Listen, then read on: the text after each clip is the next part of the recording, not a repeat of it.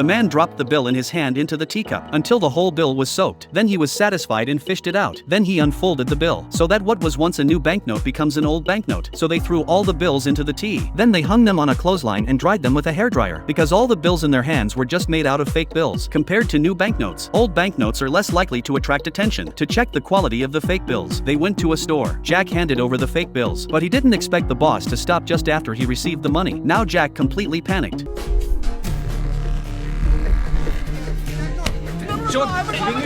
Sonny saw the wrong, immediately rushed forward. He snatched Jack from the owner's hand. Luckily, the two brothers took advantage of the chaos of the crowd, which made it possible to escape from the tiger's mouth. They thought it would be easy to print money, but they didn't realize that the fake bills they made would be recognized at a glance. Sonny looked at the fake banknotes in his hand and started to think that they were wrong from the very beginning. Indian banknotes are made of a special cotton pulp paper. This paper has a very different feel from ordinary wood pulp paper, and it has a distinctive crisp sound. And then there's the color-changing ink on the banknotes. The ink changed colors when viewed from different angles. And finally, there's the security strip printed on the banknote. If you want to make higher quality counterfeit banknotes, you have to solve these problems. In order to produce high quality counterfeit banknotes, the drawings on the banknotes must all be drawn by hand, because the microfonts on the banknotes, even the most sophisticated instruments in the world, will show a kind of Moore pattern when they are scanned. So they have to draw the first draft by hand, then scale it down and carve it. Finally, after sanding and chemical treatment, a template for printing banknotes is completed. But since cotton paper was strictly controlled by the Indian government, they had no chance to buy it. So they had to look for plain paper with a similar feel. After days of searching, Sonny finally found some hope in an advertisement book. They found that by combining two pieces of paper, not only was the feel of the paper similar, but also the thickness was very similar. Just bleach the paper, print it on two separate sides, punch a hole in the front and put a security strip on it. Finally, glue them together, and you have a perfect sandwich banknote. Once the paper problem was solved, it was time to solve the second problem, which was the color-changing ink on the banknotes. Jack thought of a way. He used the market to buy metal paint and ink mixed. Out of the color change effect is enough to fake the real. Then he brushed a varnish on the banknotes to make them crisp.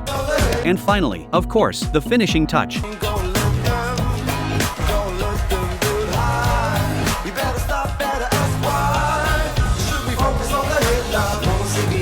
In order to verify the quality of this fake, they went back to the street store, and this time they were smart enough to do it. In case they were caught again, they held hands to make it easier to escape.